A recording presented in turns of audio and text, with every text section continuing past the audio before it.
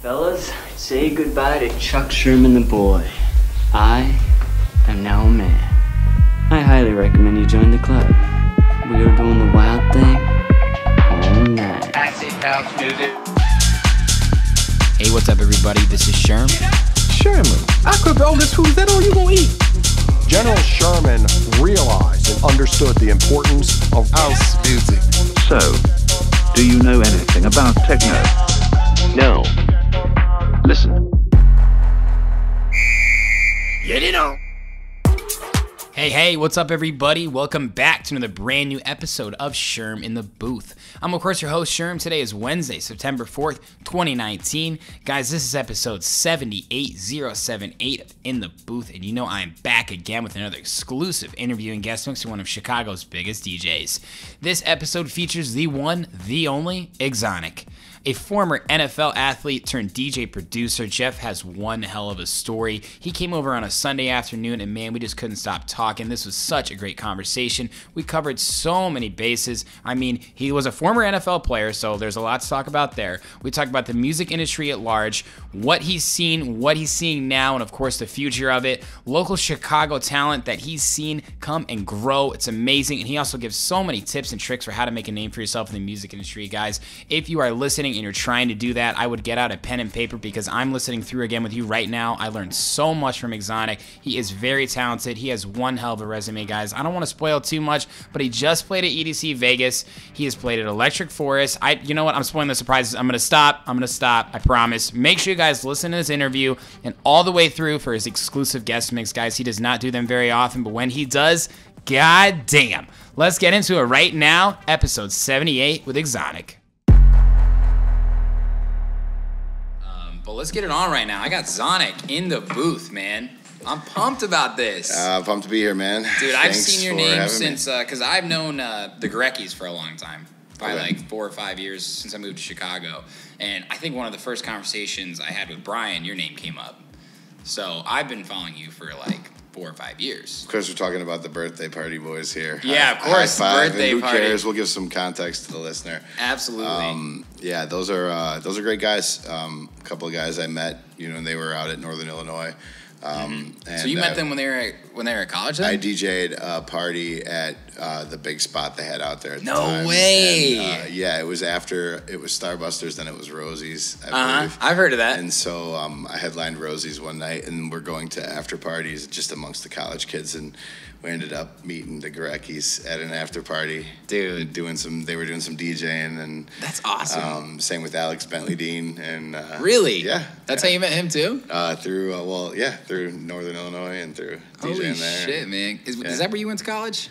No, I went to Northwestern. Went to Northwestern? Yeah. Played football? Yeah. That's fucking awesome. So you're from Chicago, obviously. I am from Chicago suburbs, born and raised. Orland Park, Illinois. Okay. Is the hometown. Yeah? So, and you're always rocking a Cubs hat, too. The reason I like the black and white Cubs hat or the all black on black Cubs hat is because that way it's like kind of a Cubs and a Sox hat, if you think about it. It's more of a Chicago hat. I am a little, yeah, you're right. And so that's kind of like, I don't really necessarily wear Cubs hats for the sake of the Cubs exclusively. I just like Chicago hats, and this one's, I like black clothes and black hats. So just kind of one thing led to another, and sort of a hat. That's really like your go-to. You probably always rocking a hat, aren't you? Yeah. The thing is, I enjoy being in a career in a profession where I can wear a hat, even to the my day job now, and is associated with Chicago Athletic Clubs, and we. Oh, really? Yeah, and I DJ there for different exercise classes and for yoga and stuff, and it's just members only thing. Got to be a member to join. Come see me. I play lots of different stuff besides house music there, obviously.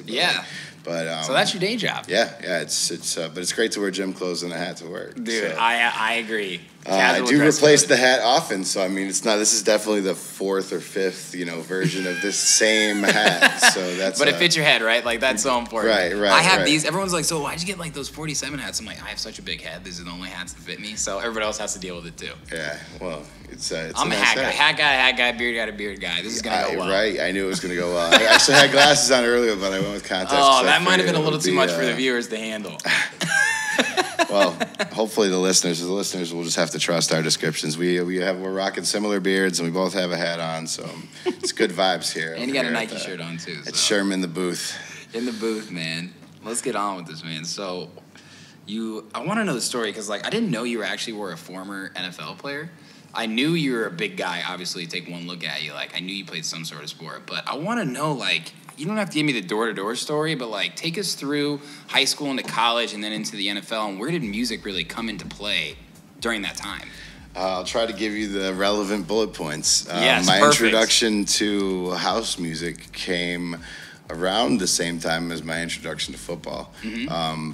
Probably 13, 14 years old is the first time I started listening to my friend DJ vinyl records in his basement with a bunch of his friends. As they would have, there'd be 8th grade graduation party, and I swear some of them were DJing vinyl. And no shit. Yeah, just awesome. like they were into like a little culture of it, and it was back, in the 90s, and it was something that I was really bored by, quite frankly. I never really liked house music at that time because there was a lot less variation in the sound, and I was obviously listening to DJs who weren't that good. They were just my friends in their basements, and so without the quality or the right exposure, it's sort of just something I put on the back burner. But my family was always pretty musically oriented growing up, and my mom, is involved with the church with music, and we were always encouraged to play instruments or get involved musically with stuff.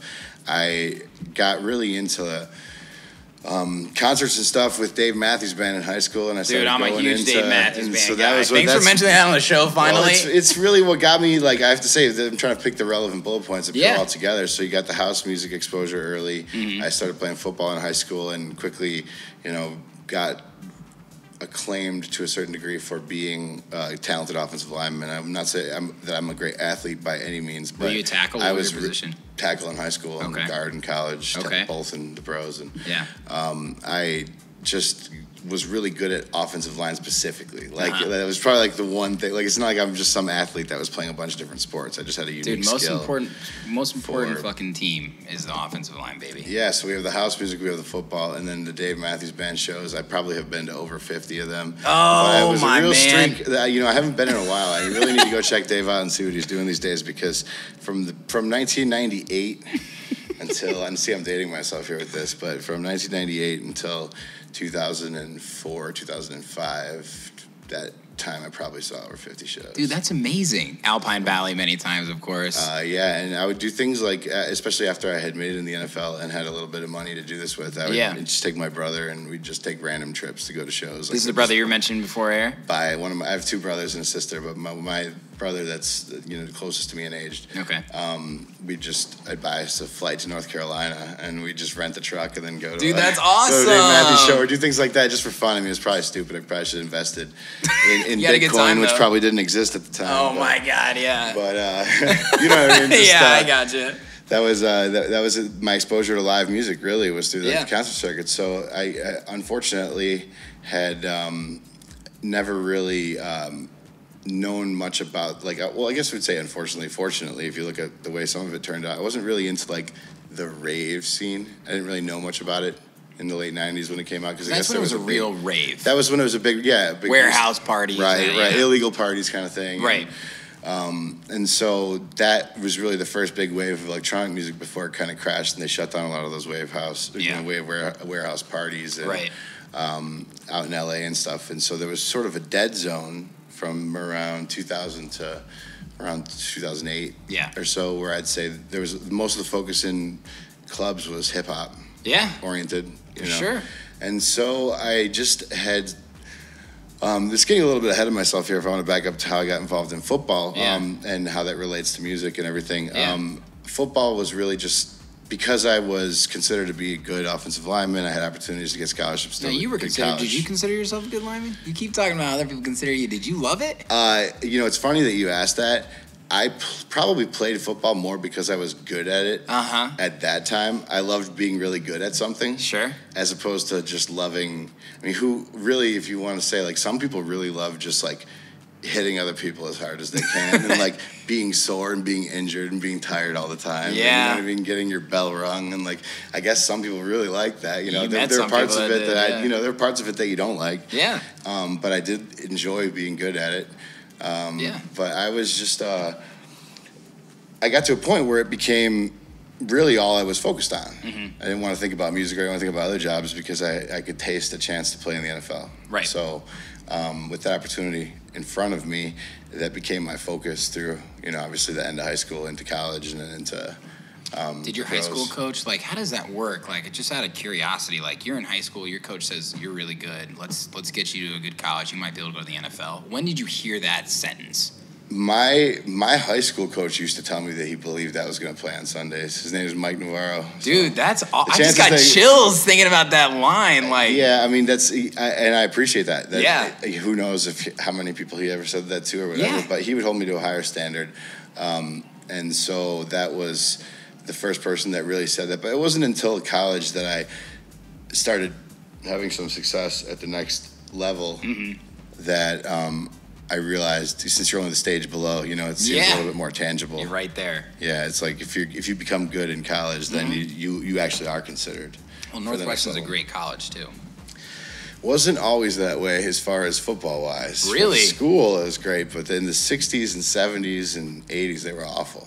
No way. One of the losingest programs in college football. Oh, wow. Okay, I didn't know that. But fortunately, I'm an IU football guy. In the mid '90s, there was a big resurgence under current head coach Pat Fitzgerald when he was a player there. He was a linebacker and team captain, and Darnell Autry the running back. And so they sort of that was the first time they really won at Northwestern in decades. Okay. And then when you win like that, a whole bunch of good things start happening. Yeah, of course. And you get some good recruits. And right. then some boosters start giving money to the school, and you get better facilities, which attracts more recruits. And morale of the team. And then some of those recruits start helping you win, and then you get. And it's just before you know it, they've maximized into a great program now. But I originally went to Notre Dame. That was my favorite school growing up. No way. Transferred to Northwestern after my freshman year, and went from Northwestern, had to sit out, and then became a 3-year starter at Northwestern after I sat out a year there. And was fortunate enough I was actually projected to be drafted, and again, I don't like saying things like that because what's a projection, and I'm not trying to brag, but the reason I say that is because I had one of my first major injuries in life was at that point, was I tore my pec during my pro day. Senior year, I was doing a bench press test in front of the scouts. Oh, shit. And my left pec just ripped in half. How bad did that hurt? Rep like 17. Dude, crushing it. Well, was that 225? I had hit 30 the week before, like in a practice session. Dude, but I probably pushed it too. I pushed it too hard. I know people who are way stronger. Again, there's people that's not even close to but it was strong enough for my position. Yes, yes. And so I think I probably trained a little too hard in preparation and just. The muscle was sore, and I just in the moment too. In the moment, amped up, and I saw it ball up on my chest. Fuck. And then I still did a few more reps anyway, just pushing with my triceps, just because I was like, I can't, just fail. Holy shit! Yeah. So I probably hurt it worse. Yeah. But that sort of bumped. I mean, that was in front of 20 scouts, so that sort of dropped me from being a draft pick. Which again, the reason I bring this is because you asked about my progression of career path. Yeah. If you get drafted as an NFL player, there's a lot more likely chance you'll stick around for a while because teams invest money in you in the form of signing bonus, and they also perceive you as being more talented generally. Yeah, absolutely. So if you're an undrafted player and you get released several times, it's like there becomes this knock on you. It's a stigma, stigma. Why did the rest of the people cut him? And so even though I made the team with the Giants, I was still always an undrafted free agent. Quote unquote undrafted free agent as I entered the league. Dude. Fuck yeah. But it was a great experience. It feels like a different lifetime. Yeah. But as I came out of the NFL, I was like, what am I going to do with my life? How old were you then?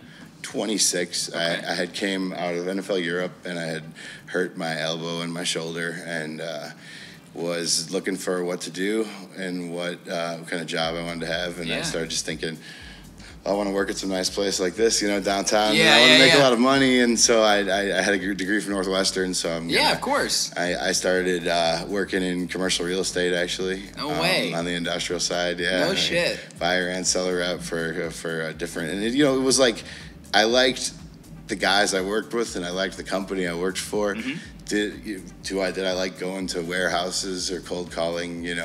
Mechanics who'd been at business in Franklin Park for 30 years. Yeah. So I want to hear from this guy who's trying to basically just get in their good graces. It wasn't a passion, and it wasn't something I was particularly good at. Yep. decided to try my hand at trading, so I was working at the Board of Trade with the Galber Group. You've done so many things. Holy shit! I've lived several lifetimes. You have, yeah.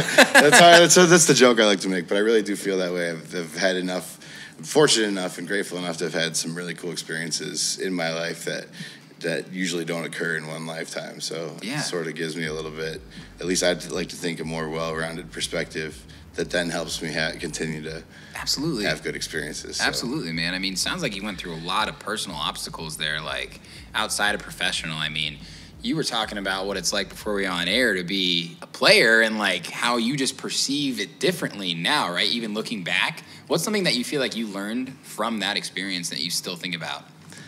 I would say, can I ask you to kind of repeat your question or maybe rephrase it a little bit? Yeah. What was the question again? Basically, from all your experience that you went through, the injuries, being in the NFL, I mean, School of Hard Knocks, just that lifestyle, you know, it's not easy to be an offensive lineman, for God's sake.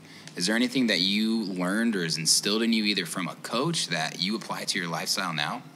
I would say the lessons that I learned from those experiences, rising to the highest level of professional sports within a certain sport, and then having to, within 4 years, change careers completely, because you have injuries and you bounce around and things happen. And I was also fortunate enough to have great parents. My mom and my dad are awesome. Hi, Mom. Hi, Dad, if you're listening. Shout out. Shout out real quick. That's a shout out that's always good. I don't care who you are. If you take time to give a shout out to your parents. That's I talk about parents all the time. You can do it if you're on. If it doesn't matter if you're on international news at a crucial moment. If you want to say hi, Mom, and hi, Dad, you have the right to. So hi, Mom, and hi, Dad again. They always taught me about responding to adversity and just being able to keep the right mindset and how the things that happen is not really about, like you can't really control circumstances life throws at you. Yeah, of course. But you can control how you respond to them. There's always tomorrow. Yeah, and to dream big, the importance of dreaming big, and the importance of not letting the perceived obstacles or the perceived odds of something limit you. I remember when I started playing high school football, they said there was like a less than a 0.01% chance that you would ever, get into an NFL camp. There's only less than a 0.1% chance you'll even get a college scholarship. So they gave you this speech, like these parents and these guidance counselors, they mean well. They want to help the kids, realize that they should focus on school and stuff too. So not to just dream about the NFL, but like when I hear those numbers to me in life now, I'm like, well, I was told once that there was a small chance, and then I did this, you know? And then, when I started DJing, similar thing, people are like, oh, there's so many DJs, you can't get paid money to do house music. Just all this, I try not to listen to the naysayers because really that's like, they just become part of the collective 99% that don't even have a chance at achieving their dreams. Right. So why would I want to be influenced by that, Absolutely. What role did music play during that time in your life? I mean, were you like, I want to be a DJ or like, I can tell you the moment. I was actually into hip hop much more, like I said, because in college and the time after college, that was more of, both the music my friends were listening to. And what hip hop? Give me like a hip hop artist. Oh man, we're talking 90s and 2000s. Yeah, I'm gonna say Biggie. Of course, I mean, Biggie and Pop. We can talk about this in a whole entire. We do need another episode. Yeah, a whole different podcast here, but it's I really just also at the time Dave Matthews Band, but I mean, it's when I got to a point where I wanted to start making music into a career, I was thinking more on the side of like managing a rapper or producing hip hop beats. Really? Cool. That was probably one of my favorite styles of music. Shit. Yeah. If I had. Have you made a hip hop track then? No, I haven't. Well, I guess made is because how many things do you make? Okay, release. I guess. No, I haven't released a hip hop track. Good point. So again, I see you can understand as a producer. I mean, every time you open up a program and you create something, I mean, the chance that thing you create are going to actually see. That's like the 0.001%. The 0.001%. So it's like, I make tons of stuff, Yeah. but whether you hear it or not is a different story. Yeah, absolutely. But it was really, I could tell you the moment where it switched for me was at Deadmau5 in 2010. I think it was the early July. He had a show, and it was on the outside area of Soldier Field, where they had the Was this Spring Awakening? No, Spring Awakening he just had a show in 2010 at the outside of Soldier Field. That's fucking sick. Yes. Great. Now we're gonna have to have an explicit on our little E on our podcast. Trust me, I worked hard to get the explicit E. Don't you worry about that. We can cuss as much as you want. It's all good. Oh, really? Nice. Yeah. I didn't know that was. I didn't know that we had permission. I gave you permission. Great. That's funny. Now, what were we just talking about? The Deadmau5 experience. Yeah. So I have this thing in life in general where if all of a sudden out of the blue I hear about something 3 times in a short period of time, really, it intrigues me. Like law for of attraction example, type thing. Yeah, like you hear your friend talking about a new movie that you hadn't considered seeing. Yeah. And you go home, you see a trailer for the movie. Yeah. And you talk to your mom on the phone, and she's like, "Oh, my friend just saw this movie," and this all happens within 2 days. Yeah, you know? you're like, "What the fuck?" And you're like, "All right, I'm gonna go see the movie." Yeah. That's basically what happened for me with Deadmau5, the rapper who I was actually working for at the time, doing work as a tour manager. So I had gotten into that stuff that I was just talking about. Right. He had talked about how he wanted to make, a trail. Like one of his career goals was to rap over a Deadmau5 track or something. Which is unorthodox. It's unorthodox, but at the same time, like it was just creative. Yeah. And so I had been dating someone at the time who mentioned wanting to see Deadmau5, and something else came up that was the third. So I'm like, going to Deadmau5. I had no other reason. I had never heard a Deadmau5 song. Yeah. I had no clue. Holy shit. And I remember driving up to the where you get around the curve where you're going to parking lots over there. And it was the first time I had really heard, sub bass delivered on gigantic speaker stacks, where you get thumps through your body, and then you have the visual light display, which overtakes your brain, and it's in sync with the music, and then you see everybody having a great time, and it's just like that moment where you first get exposed to unification dance music, and it's that quote unquote plur moment. Now you can say whether plur exists or whatever, of course. Something. The more people that join any scene, man. right. Yeah. But there's still a moment when you're at a concert or you're at something where every now and then you just look around and you're like, wow, this is pretty cool that humans decide to do this. Yeah. To get together and to just I build love all that. this stuff. Humans decide to do it. We just decide to do it, right? We just decide to do it. It didn't just happen. It's not rain. Exactly. Right? Exactly. Yeah. We had to decide to build that stage and get those people and sell those tickets and, so I went and I was honestly moved. It's weird to say I was moved by Deadmau5, but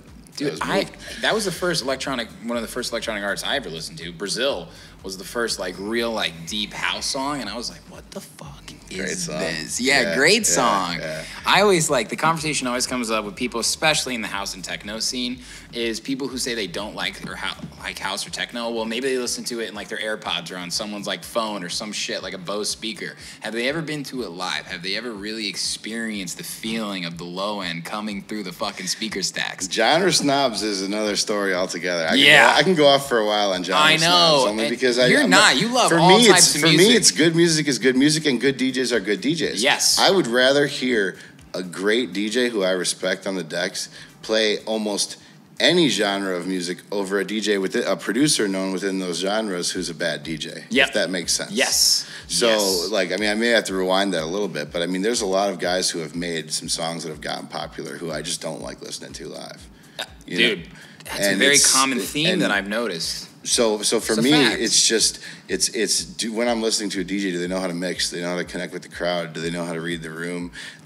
A good DJ can make me enjoy a style of music that maybe I didn't even think I was going to enjoy before. I don't really have a ton of exposure to really good trance, for example. But I promise you that there's trance DJs and producers out there that if I went to the show at the right time with the right people, that I'm going to walk away a fan. Yeah. So it's just the issue of what does it sound good. Really, and my tastes are so eclectic that while I have a sort of a narrow brand for Xonic, which is baseline focused, house structured, energetic dance music, I kind of say that's really where I'm at. It's a little bit lower than electro, a little bit more than house. Yeah, but there's a range in there. Yeah. And I'm not afraid to, just because there's maybe a hook that was on a top 40 song 2 years ago, I'm not afraid to play a remix of something that has pop lyrics in it because, oh my God, it has pop lyrics in it. Dude, I'm the same way. It's if it's a good remix and it's I play My Home's Tech House remix all the fucking time. Exactly. I played it at Fremont last night. And a lot of times, you think about all the times that you're out there in a show, sometimes hearing something that you recognize is the one thing that puts it together and it's just oh, cool. So this DJ knows what's up. They know how to. They know how to connect with me and introduce me to new stuff, dude. And so that's why it's important to be a fan first. I feel like, and that's a really interesting point you made about producers who are really good producers but aren't necessarily good DJs. And the thing about that is, there are people that I'm friends with that don't really know, like they know, oh, that's a good set, but they don't know what the difference between like a really good mixing job is versus others, and like I'll go, and I'm not like the guy who's like staring at the DJ like, this isn't a good DJ, I'm gonna have a good time, I'm there, so I'm gonna enjoy it. But there are lots of times where I've noticed like, what is this guy doing? Like he's just going in, this is just out, and I'm just like, this isn't a vibe at all. I'm confused. And it's like where the time and the place for everything sort of situation. Like don't get me wrong, like I'm not the type of guy to sit here and say like I'll go listen to techno on my headphones while I'm doing, yard work or something. But like if I'm in Detroit at 3 a.m. in a warehouse and you play anything other than techno, I'm gonna be angry. You know what I mean? Yeah, and absolutely. if it's 6 a.m. and you're not playing deep house, then I'm gonna be even more. Yes. So it's really just a matter of like, the time and the place for the vibe. Likewise, there's certain situations in the middle of a main stage at a festival. If Skrillex is playing a great bass music or hardstyle focused set, like even though those aren't my first inclinations of music to listen to, I can still appreciate it for the greatness of what it is. Absolutely. Who do you think are some of the best DJs and producers? Like both.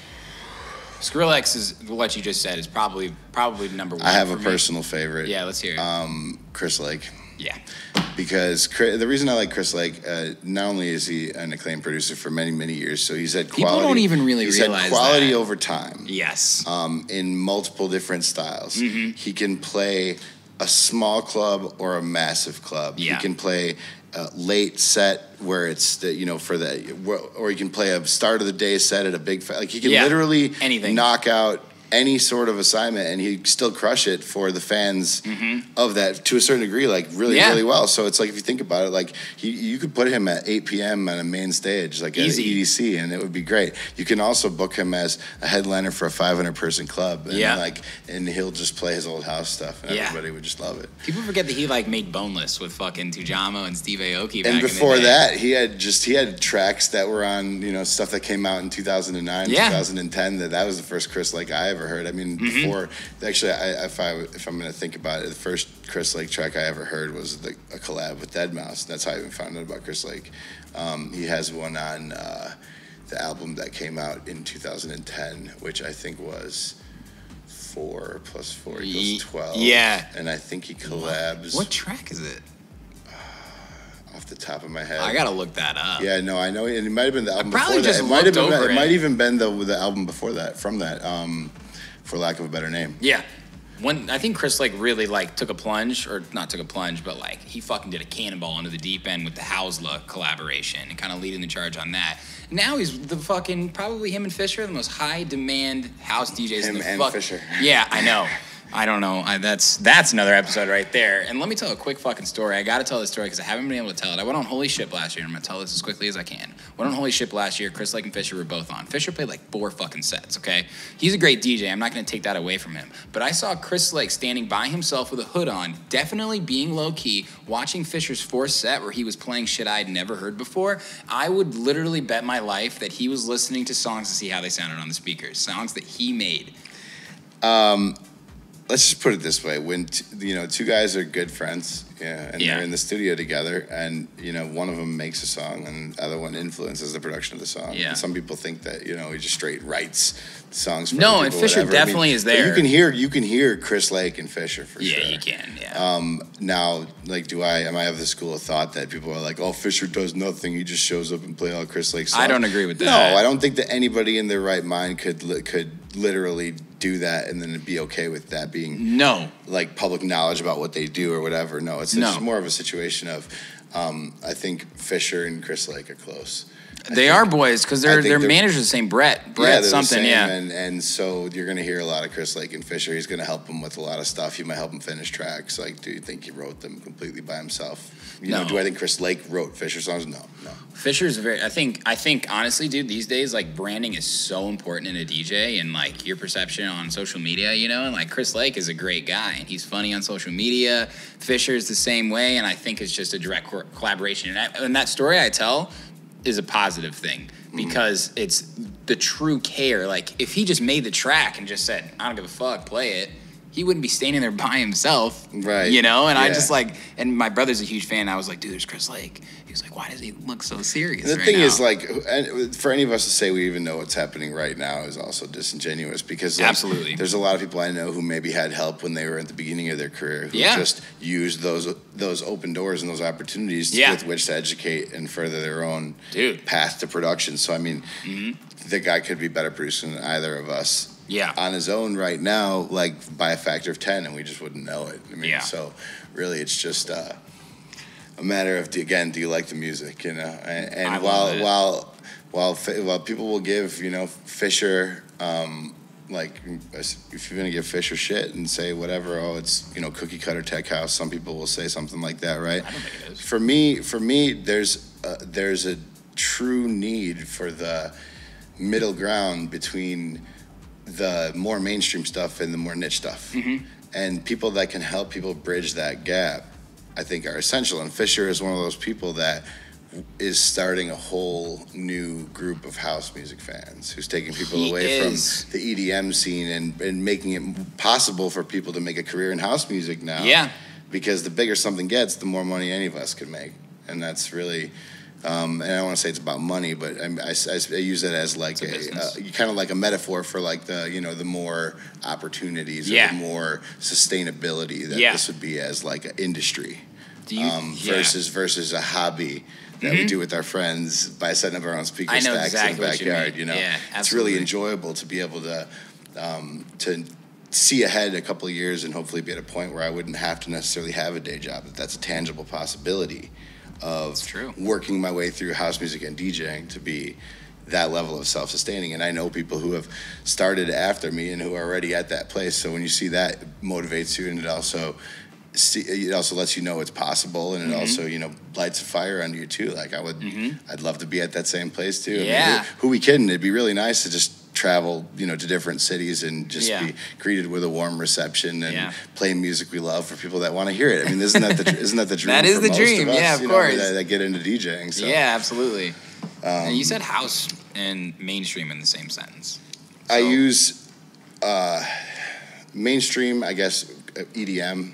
I think EDM is like a really misunderstood acronym because it's all dance music, right? Like, electronic dance music is an umbrella that covers everything, including house, technically, because now all houses, except for like the purists who are making most of it's made on computers electronically anyway. Yeah, absolutely. And I mean, even analog stuff is still electronic. So break it down for the people who don't really think about it, because people probably just think EDM, they don't even think this is what it actually stands for. So it's electronic dance music. Electronic meaning it was made on a computer. Yeah. So is there dance music that's made analog that you would just call dance music? No, I would say that falls still under the umbrella of electronic dance music. Yeah. I mean, dance music that's non-electronic would be stuff that was made with, you know, organic instruments. Like somebody breaks out bongo drums and some strings. You know, that's dance music, baby. You can make like a house-style song with live instruments. But it's still it's not EDM under the umbrella. Yeah. But then under that umbrella, there's another further, more recent,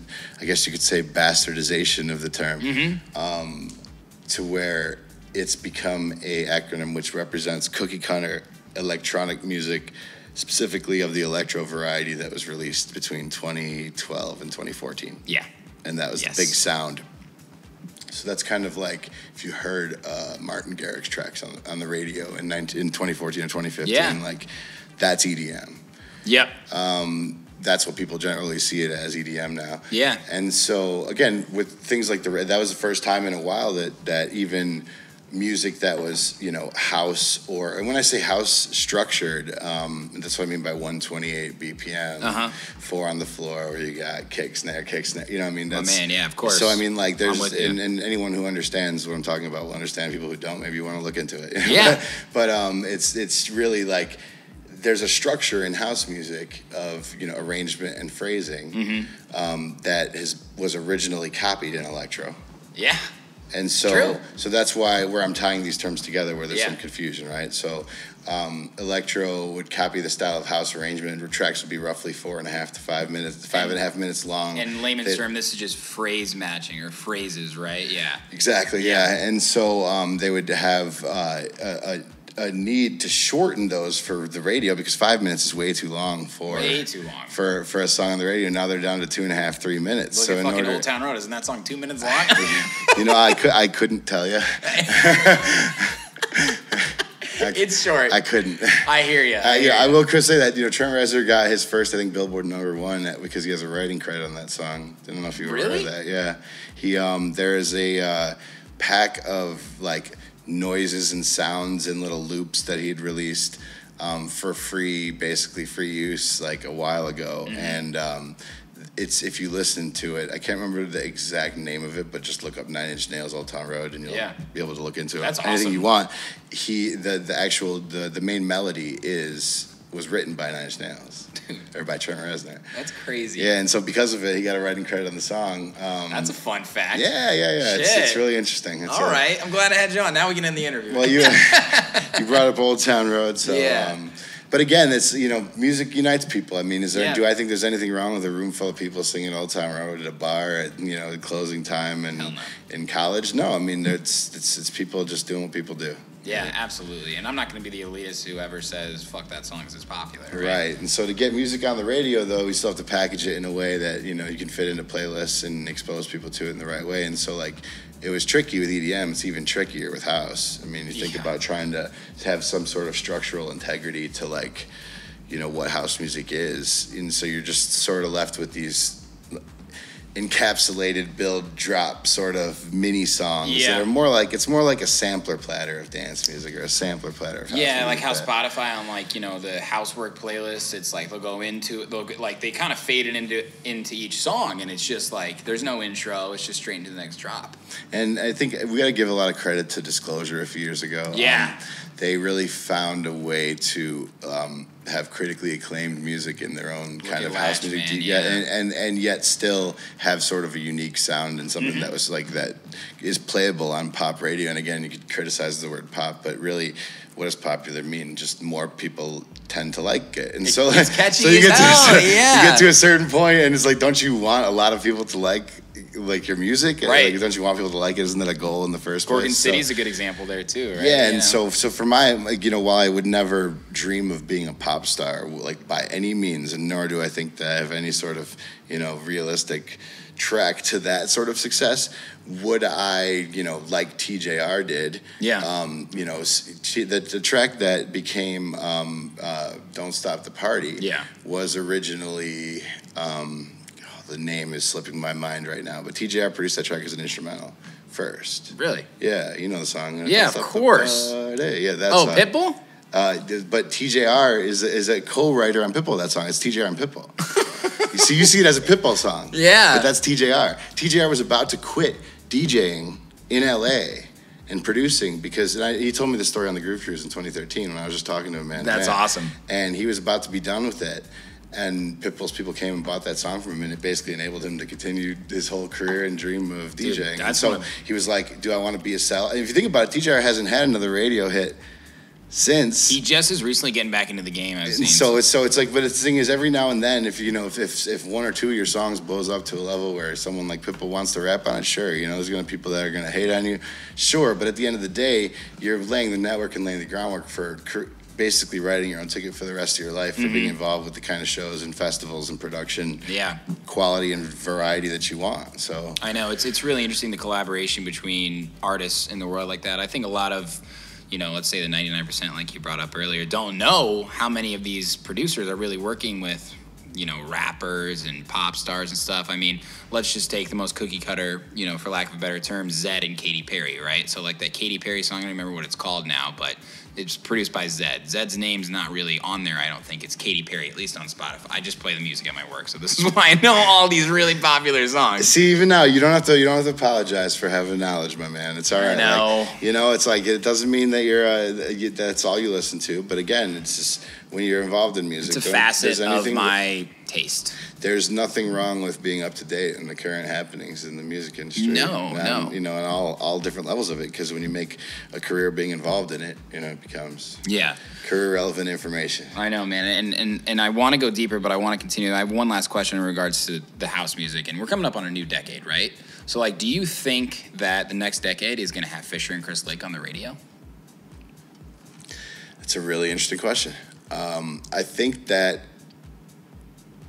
specifically Fisher and Chris Anybody Lake, in that arena. Styles of music. I think, the radio is going in a very strange direction right now. When you talk about radio, you're talking about like FM radio is a whole different thing than talking about Spotify. It's kind of a Pandora's box question. Like Pandora is another one. Yeah, too. But like, if you think about, I think about, like I said, like playing house off a phone, right? You're not getting the fucking experience. A lot of people's cars, like from the old generations, those things just aren't going to be running, and you can't listen to a house music song and really appreciate it. You got to listen to in a 2010 or above to really be like, damn, the fucking bass line on this is dope.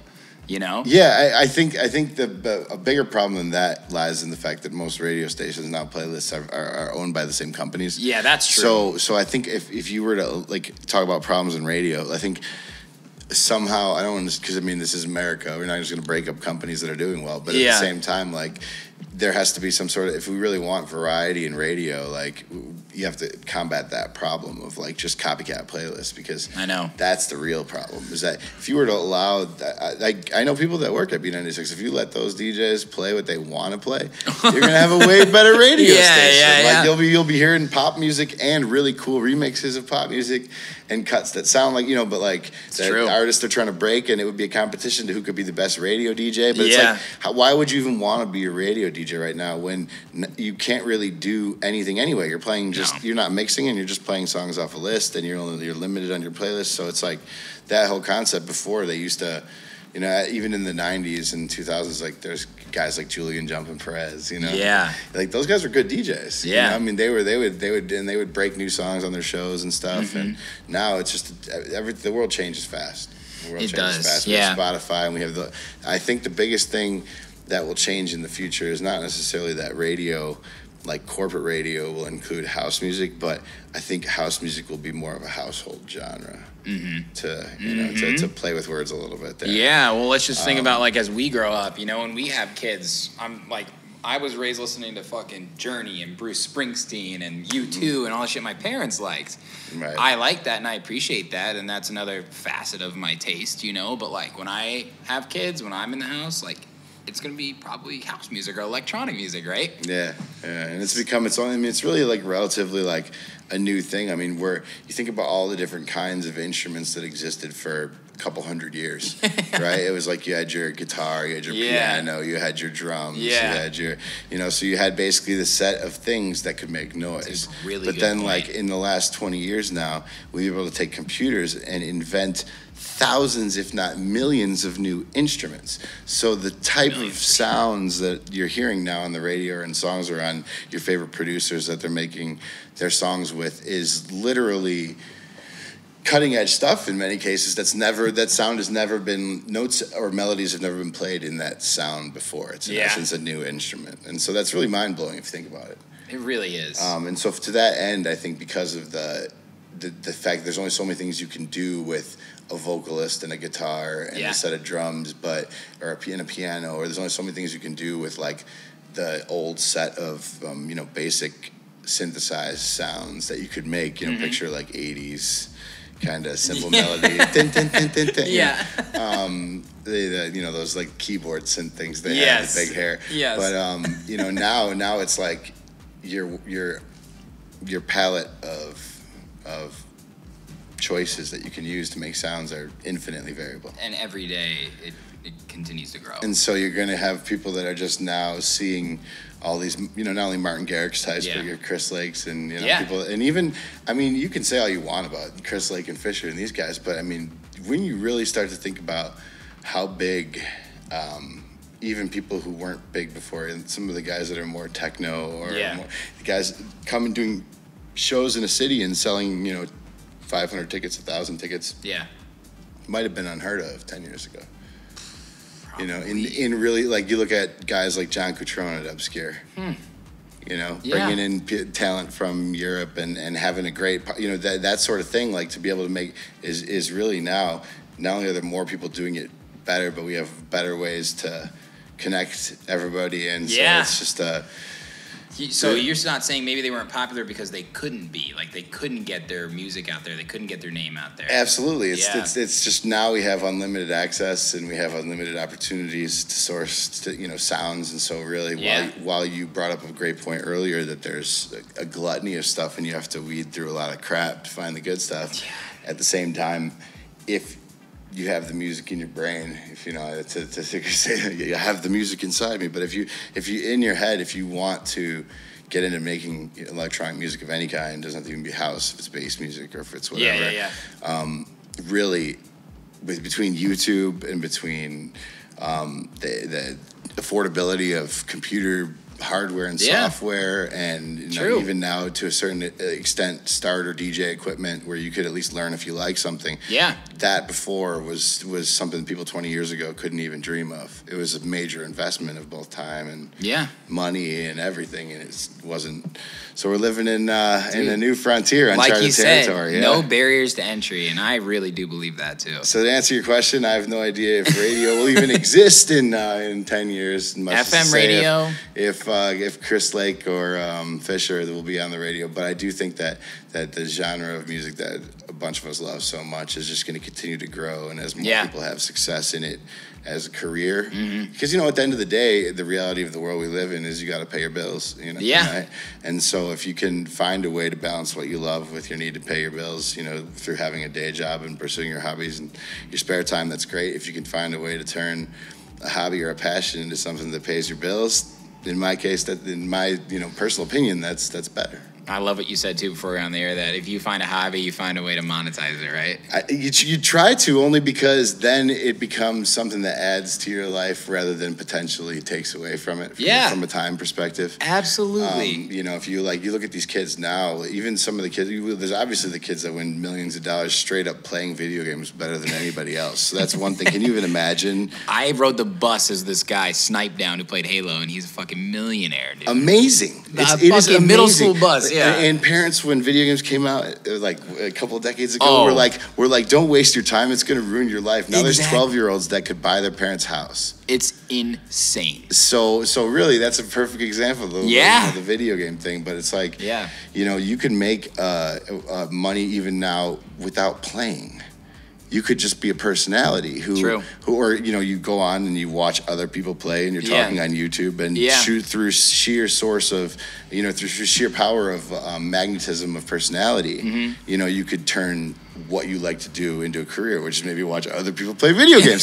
So it's like, to really now, if you find a way you can find a lot of ways to at least, at the minimum, maybe you want to start just by breaking even. Maybe you might want to buy DJ equipment, but you decide you're just going to play a few gigs just until you make enough money to make back your DJ equipment. Then you didn't spend a couple $1,000s on your DJ equipment. It's not a loss. It's just break even. It doesn't affect the rest of your life, right? And so I guess that's sort of. It's not a prerequisite. Hobbies are just hobbies, and do what you love. But if you can find a way to turn what you love or your hobbies into something that also puts money in your pocket, it's almost never a bad situation. No, I love that, man, and that's just a great point to make to anybody else out there. Is like, if you find a hobby, see if you can make money off it. Right, or at least offset your investment of time and resource, unless you totally have the extra time and resources to spare. In that case.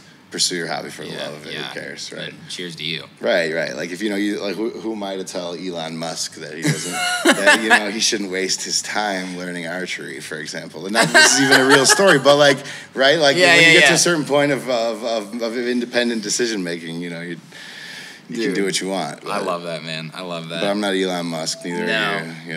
I'm definitely not. What was that? No, Camera. Oh, all right. Yeah, great. Don't worry. No worries. We move on. Yeah, I didn't know if it was my app beeping. Well, hey, again, I don't want to hold you back from that. That's your move. It's funny. So what do we got here? So you've got quite the resume, man. Supporting acts like Alesso, that's an old-time favorite of mine too. Which is that was one of the first major acts I ever supported, and it was at the Aragon actually, or not Congress. Wow, now I can't even remember. Yeah, Congress is the one that closed down. Congress. Yeah. It was, and now Aragon is the big one since then. Yeah. It was before Aragon. Congress was like the one everybody wanted that's to play amazing. at, and that was the first time I played at Congress. What about Afrojack? Afrojack, that was one of my first support sets ever. And now I will be the first to say, at least initially, I ended up supporting Afrojack later in my career. But initially, it was just a lobby set at the Congress, so it's not technical support. But you're still on the lineup, But they used to set up actual. Do you remember that? I never went to the Congress. Congress Theater was really cool because they would not only have the opening acts and the shows playing, but they also designated a space in the lobby of the Congress Theater where they had DJs, and they would put them on the bottom of the lineup.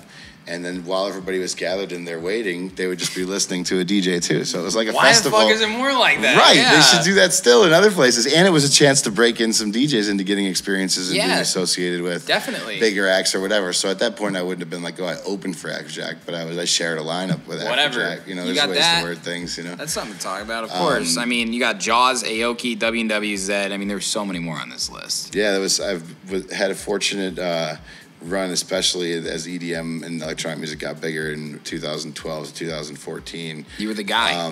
In Chicago, I supported a lot of the major acts that came through, most of them. That's huge, man. I mean, congratulations on that, and you're still doing big things. But I want to know, your prep process for a show like this. Are you making a playlist? You're talking about support specifically.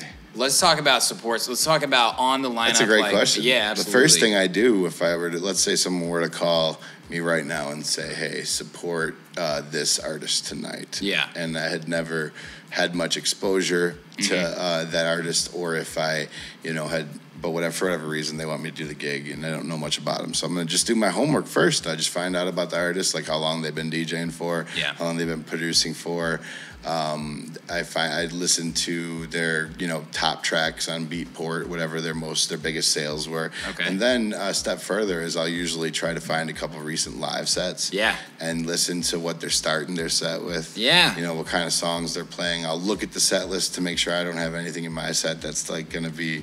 Obviously, I make sure that I delete all of their songs. So it's a huge amount of respect that you're right. For the role, for the role of support, because I just think about if I was coming into another city, playing. I just want the person that they assign to play before me or right before me to do a good job. Yeah, of course. Because you can do a really bad job as support. Think about it. You can if you don't pay attention to the details. And so for me, the big details are just knowing what kind of energy you have to work to. If you have, it's a big difference if you're a renowned artist who has your own work and you're just put as this, an artist on a lineup with other people. Then it's more like a showcase of your own material. Then of course. But if you're a local DJ supporting someone, you have a huge responsibility of knowing what to do with the energy. Yeah. And so it's just. I would make a real point to, even if I wanted to go a certain place, I always made sure to end my sets right around where I knew that they were going to start their set. So it was always,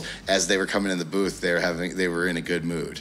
Yes. This guy did a good job. Maybe he only saw the last 10 minutes of my set, but at least the last 10 minutes of my set was music that he liked or she liked. Have you been thanked by any of these guys?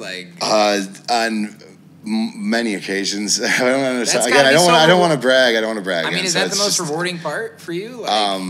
It's great. It's, to me, the Phlegmatic Dogs from Russia are two of my favorite guys. Dude, they are just... and I found out about them from one of their first EPs, and so since they had first came to Chicago, they went to the company Afterlife brought them out to their party at that place on North Avenue. Annex? Yes. And that I hit up. That was the first I hit up Bobby and was like, at this point, if one of my favorite acts is coming to town for the first time, even if no one knows about him, I usually just want to support. So that's kind of how I got my first support spot for them, and then I supported them for the mid later the next year when they came in for the mid show, and they were like, "Oh, you again," Nice. But then they listened to my whole set, a lot more of my set that time, and then after they played their set, they stuck around and danced the whole time, in front of the DJ booth while I was DJing, and we were like, "Yeah, that's awesome." So for me, that was super rewarding, just because I have a lot of respect for their production. Yeah.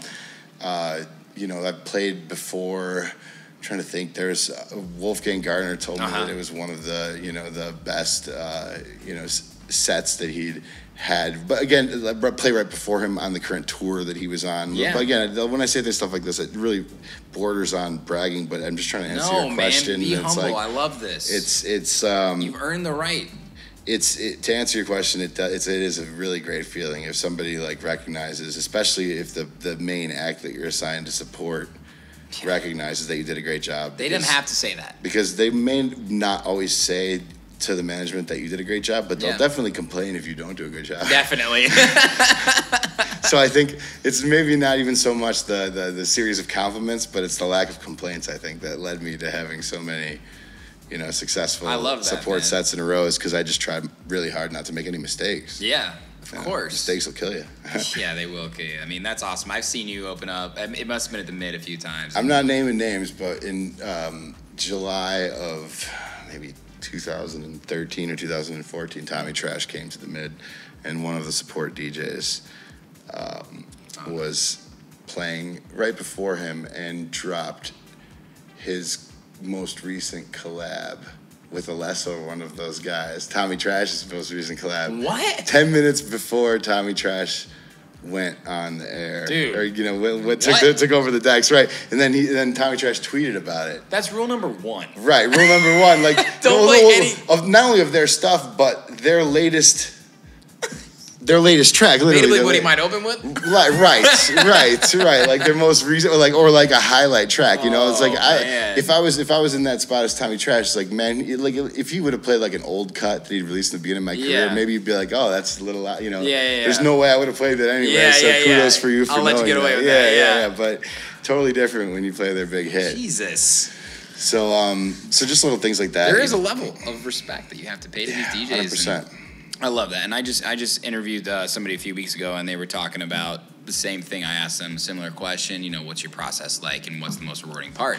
And yes, it's awesome to have your name on the lineup, to share that energy with the crowd, to have such a good spot, to hand that off. But for them to go out of their way and say you did a good job, I think that's really what we do it for, right?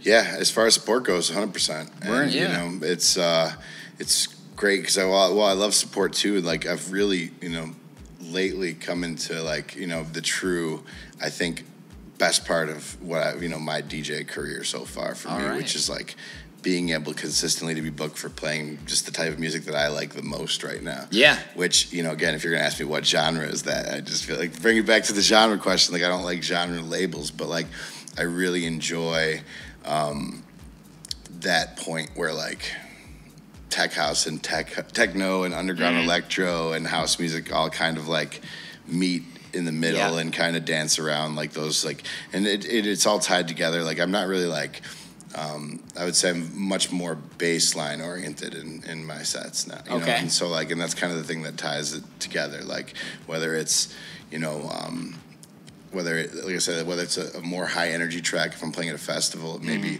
like probably like I group together all like the more what I consider higher energy songs that I have, and then there's times where if I'm playing later, it's like the lower energy. If I'm playing it or either early set before somebody or whatever. But wherever now, at least I have my set of songs where I'm like, this is the music I like the most. Yeah, I can just kind of like play this sound, and so I really only shoot to take support gigs that allow me to then play that sound. Yes. You see what I mean? Yeah, absolutely. That's what I'm getting at here. Is whereas before, like the reason I have such a crazy extensive support, you were just like, boom, I'll do it. I just loved being good at support, and I also loved learning about DJing, and I figured learning to DJ to support someone outside of my comfort zone would be a good experience, and so it really is. It did teach me a lot along the way, but I love that, man. Now I got my temperature. Yeah, well said. I like that, and I want to take a second to acknowledge you for all your success. I mean, we just talked about Chicago shows you've opened. The people don't even fucking know. You just played at EDC Vegas. Yeah, first time this year.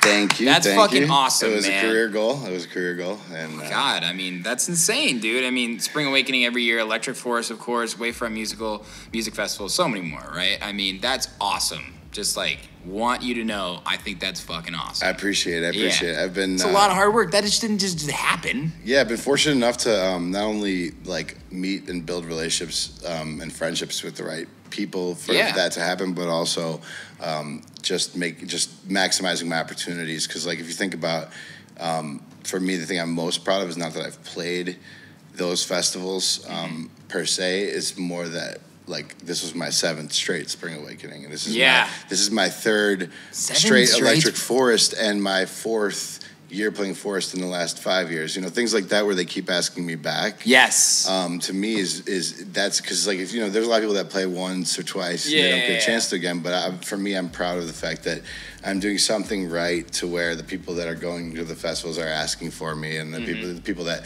are running the festivals still think that they remember that I'm talented and they remember. I mean, to me, that's what I'm most proud of is like the recurring festivals. You know, for me, that's even more important than just like getting to every festival and playing. I like associating myself with the festivals I like. Like I would go to Spring Awakening if I wasn't, DJing it. I would go to Electric Forest if I wasn't DJing it. So I mean, just to be able to be associated with the festival. In fact, I went to the first Electric Forest in 2011. What was it called before Electric Forest? It was Rothbury. That was way right. But then Electric Forest was the first one in 2011. So did Rothbury become Electric Forest? Yes. Okay. String Cheese Incident purchased half the festival, roughly. Yeah. And that's why they're headliners now, 3 nights. They're awesome. Multiple nights. No, they're awesome. Yeah, and so that was the deal was they couldn't find someone to take it over, and so Spring Cheese didn't want to hold the whole thing, like own the whole thing, and so they partnered with like I believe Insomniac or whoever, Madison House and other. They probably made and so much that's money why on it's that half and half, and why it's continued going, and why it's not Rothbury anymore. But I went to that festival before I had even played my first DJ gig. I had already started DJing, kind of learning about it. But this is after Dead Mouse. After Dead Mouse, the year later. A year later, yeah.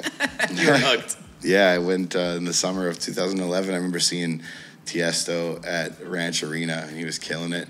And this is an Electric Forest, and I looked at my friends at the time and the girl I was dating at the time, and I'm like, I'm gonna play here at Electric Forest one day, and she was like, well, you better start DJing first. And I was like, thought to myself, she makes a really good point there. I probably should start playing out, you know. And I think 2 months later, I had my first ever gig. So. That's awesome. Yeah, it was funny. Holy shit, man! But I mean, looking back, I have to credit her on the creativity of that statement. So, and now you're engaged. It was a quip. Oh yeah. Different. I mean, my fiance now is wonderful. She's the best. Did you meet her in the music scene? No.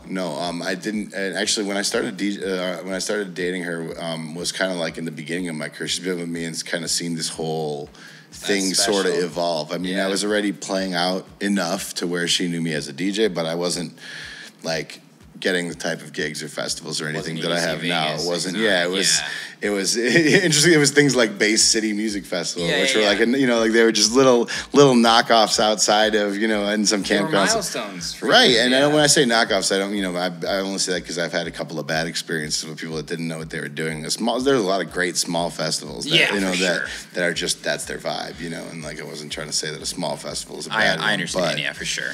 I get it. You know, to parse your words every now and then. Dude, if you don't start at the bottom, like, you'll never realize what the top really is, right? Right. And another thing I always like to say is there is no top. Because you think about it, like, there's always been, if someone's like, oh, congratulations, you've made it. Like, I'm like, what does that even mean? Because it's always meant something to me different at different stages of my career. Oh, when I'm here, I want to get to a level where I'm doing this. Well, then I get to that level, and it's like, well, now there's all these other people right above me doing this. Yeah, you said EDC Vegas was your goal. Like, I mean, what's the next goal for you right now? Well, I believe the details are still being finalized, but there's a pretty good chance that I'll be playing EDC Orlando in November. That's awesome. And so those are through, again, I've made really good. I've built really good relationships with Corona people, Corona Electric Beach. Yeah, it's a great team that throws events. Yeah, man. And they have, and they're connected at festivals too. So I mean, really, like, it's not. I don't like to say it's who you know as opposed to whether you're talented or not. But really, nowadays, you got to be firing on all cylinders. And and so while I have sympathy for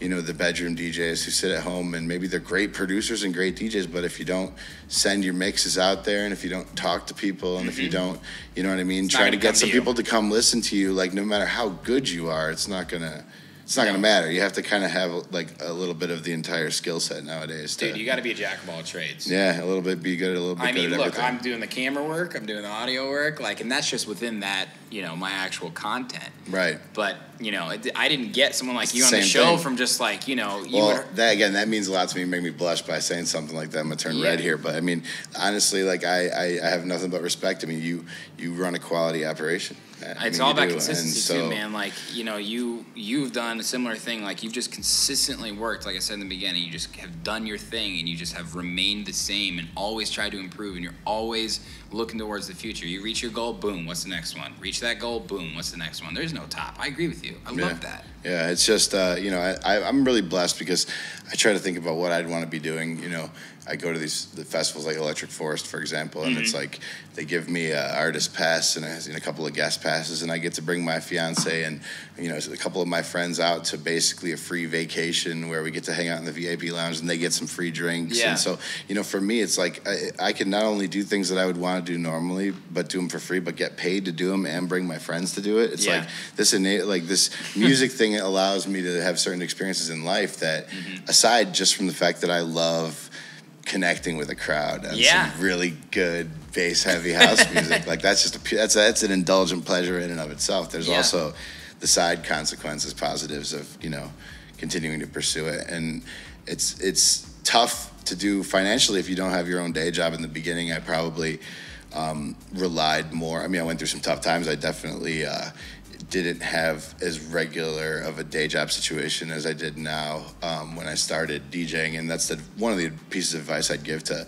people starting out now is that while it's great if you want to do music full time, try to make sure you have something to pay your bills so that you're not forced to make decisions in music that are related to money.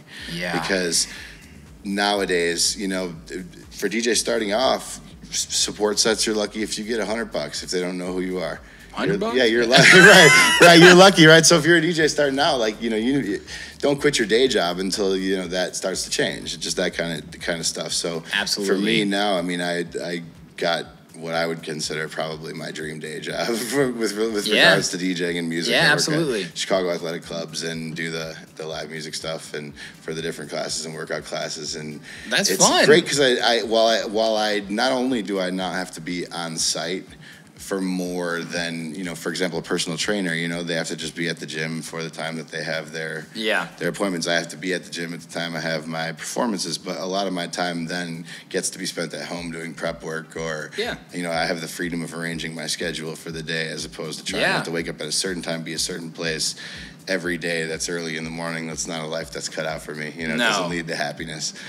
Also, it's just one thing I didn't expect, that's probably the greatest thing about working that job, is every single day I get to practice DJing. And as a DJ, you don't you maybe not think about it, but when you practice at home, unless people are listening to you, it's not the same. No. If you're DJing in front of someone and trying to make sure you don't screw up, it's a whole different mindset and practice experience than if you're just DJing by yourself for yourself. Yep. Completely different. Every DJ will tell you that's true. And so all of a sudden now you're performing live, and at my day job, I can't afford to screw the music up. It ruins the whole workout. Yeah. You know what I mean? I have 30 people sitting there waiting, working out, and their whole workout would be crushed. Yeah. And so it's like keeping that energy up, keeping that vibe going has forced me to just hone my skills on a day in and day out basis. So even though I don't maybe play a set as Xonic for sometimes 1.5 or 2 months apart, when I go back, I'm still better than I was before. Yeah, true. And it doesn't make a lot of sense unless you know that during that time I probably played 50 other sets. Shit, man. How many sets do you think you play a year then combined with those? I don't want to say that because it's like, I do 13 hours or 14 hours at the gym every week of live DJing. That's actual performance time. That's a lot. So it is a lot. Like if you add up the hours, as far as I wouldn't call those Xonic sets, like I say, but it's still it's at the minimum highly focused practice time. Yeah. Which is invaluable. Yeah, absolutely. Where did the name Xonic come from, by the way? I wish there was a great story behind that, but there isn't. I didn't know what I wanted. Your logo is sick, too. Thank you. It is a sick logo. I had a friend start one when I was first started out, and then another friend just recently made an evolution of it, kind of. And I'm messing around with it. I don't necessarily feel a logo is hugely important, but you also just don't want to just have nothing. Arial font, all caps. Yeah. For example. Yeah. As your logo either. Jeff. Seriously, that might be a thing too. Yeah. Just what I mean? Just somebody just do it for once. Just that's a cool logo. It's just all Arial, Just man. The Times New Roman. Less is more, man. But for me, I wanted a DJ name. I couldn't really decide on one. I knew I didn't want the word DJ in front of it. Yeah. Because at that point, I had already seen people like Deadmau5 starting to shift away from having DJ in front of their name. Yeah. And for what I wanted to do with my career, I didn't want to have DJ in front of it. But then I didn't know what I went through. Now I think back of some of the things that didn't make it, and I don't even know if they're worthy. I don't even know if I want some of the ideas. I just chopped them off and they made it. They don't even exist anymore. I can't even read them. But the Xonic thing was, and this is a true story, and it is embarrassing slightly, but I don't care. I'm going to say it anyway. I didn't know who Excision was. And I had this idea that if it ever blew up big enough, having something with an X, people would put their X's up. Yeah, fuck dude. But that's like Excision's thing. So when I first saw Excision, after having chosen the name Xonic, all of a sudden I go out there and everybody's putting their X's up, and I was like, me? Oh, there goes my idea, But by that point, I had already committed. I just sort of wanted like I liked the X for just the idea of just some simple branding stuff, and I really didn't. I kind of thought the whole concept of a DJ name is silly anyway. Mm-hmm. But it really is sort of, I'm going to pick some weird spelling of something but it's really just about memorability. Absolutely. Do they remember the name? Will they remember the name if they hear it? If someone says, who's this DJ? You want to have something that's not too common but not too complex. Yeah. It has to just be a little bit kind of, and so when I had chosen Xonic, it was great because not only did it have all those things, it was and this is a piece of advice for DJs starting out or anyone picking their artist name, is that one of the reasons you pick a unique spelling on something is for Googleability. True. Search engine optimization. SEO really it's a fact. It's a fact. So for me, I searched for Xonic in 2011 and nothing came up. There was maybe one small band in Europe that had that name or something, and then it had 20 listens on their SoundCloud page. So I'm like, all right, cool, we're good. Yeah. And then now, and a few years after I started, this video game in Japan, Super Beat Xonic, came out. It's my luck, serious, right? Dude? Jesus. So if you Google Xonic or if you look for hashtag Xonic, unfortunately, because it's a puzzle game involving scores, hashtag Xonic brings up screenshots of high scores more often than it brings up anything else. So it sort of bombed my hashtag there, but you can be Xonic music then. Right. Yeah. That's actually Xonic music is my Twitter handle, my Instagram, there you go. my SoundCloud, so everything, it's kind of. But that's not my DJ name. That's really funny. Xonic music. It's a good name, and it is catchy, and it's definitely memorable. Most people say Xonic. I honestly don't care as long as you remember it. I mean, I pronounce it Xonic, and that's what I actually say that. Xonic. Yeah. Xonic. I was shocked how many people just instantly go to their pronunciation of X, which is Z. Xonic. Yeah. Xonic. True. Xonic. What up, Xonic? I get that all the time. Yeah. What up? Why correct them? Yeah, no, you remember. That's all you have to say. It's fine. As long as you know I'm Xonic, that's better than it was when I was starting out. Absolutely, man. That's so fun. That's a great story, actually. So, that was the origin. I wish it was something more meaningful or it means something whatever, now. But you created something that means something. Yeah, and I'm not, and a lot of guys pick different projects and they go into something down the road that maybe has, but I mean, I still, until I know what I wanted, I'm not going to start a new project just for the sake of starting a new project or a new name, especially after having built up the Xonic thing to a certain level. Of course. But when I'm ready to, if I was going to duo up with somebody or whatever, then Xonic will be a great platform from which to tell everybody. Of course. You know what I mean? Yeah. So it's kind of like a holding pattern. Maybe I always keep it. Who knows? I like it. I like it, man. It's you. You're the type of guy who wears his heart on his sleeve, which is a great thing, and I think I appreciate that. There. Appreciate that. You got a fucking tattoo there or something? Yeah, I have no tats actually. No tats? Yeah, no ink. Yeah, I never. I have. I went through life sort of just never really hadn't a firm idea that I wanted something to be on my body for the rest of my life. And then since I never, I always kind of thought about it, but I would just get indecisive. Yeah. And that's pretty much the story. Reason, But that's the story of why I don't have tattoos, because I never really got decisive enough to go get one. Right. I'm sure if I would have, dated the right person at the right time, Yeah. or been around the right friends at the wrong time, or whatever it was. Like you might end up getting a tattoo, your first tattoo, and then starting it. It seems to be, I don't have any, but it seems to be one of those things that once you get your first one, it's true. You start to. That's true. All of a sudden, you're thinking about your second. You might as well get another one, and then you get the third, and then you're like, oh well, I have 3, so a sleeve isn't a big deal. Here's my thing too about tattoos. I am right there with you. I'm indecisive of like, that would be cool. What the fuck would I get though? I think maybe tattoo removal technology could be out of this fucking world in 10, 15 years with how many people get tattoos these days. I really enjoy seeing creative reinterpretations of tattoos, like where they find a way to incorporate a name and to draw something with the name, so it's like a picture of something, or if they just cool. Somehow turn it into a name. I love tattoos. I think they're so cool, but whether I want to put it on my body for the rest of my life, I don't know. You're right. Yeah, and I like tattoos with stories, yes. Or if you honestly, who am I to say that someone memorializes a lost family member or something? I mean, that's really meaningful to them, Yes, absolutely. So it's like. I have a friend who he has his dad passed away when we were really young, and he has his signature on his chest that's enlarged. Yeah, and I think that's sick.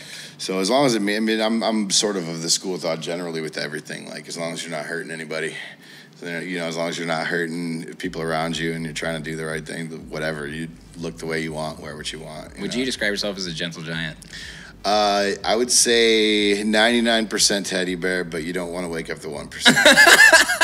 This 99 and 1% keeps coming up. I like it. I'm saying it's you can ask, I'm sure you'd ask my fiance, she'll tell you I have a temper, but that's more just she's been with me for so long and over enough time. Of course. It takes a lot to get me There's angry. Triggers, yeah.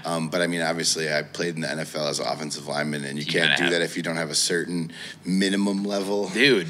Of, you gotta be a little bit pissed off, right? Yeah, so I guess gentle. I like to treat people with respect. Yeah. Golden rule, right? I don't generally like to. I'm not physically a hothead guy. I don't try to. Someone cuts me off, my first instinct isn't to punch them in the face, But if you hurt someone I love, you know what I mean? Yeah. It's a different story. You got people's backs. Yeah, exactly. Yeah. I like that. It's maybe that's why I played O-line. You think about it, that was how I tapped into my athletic ability. My continues, yeah. So who knows? But absolutely. What's your favorite part about being a Chicago DJ specifically?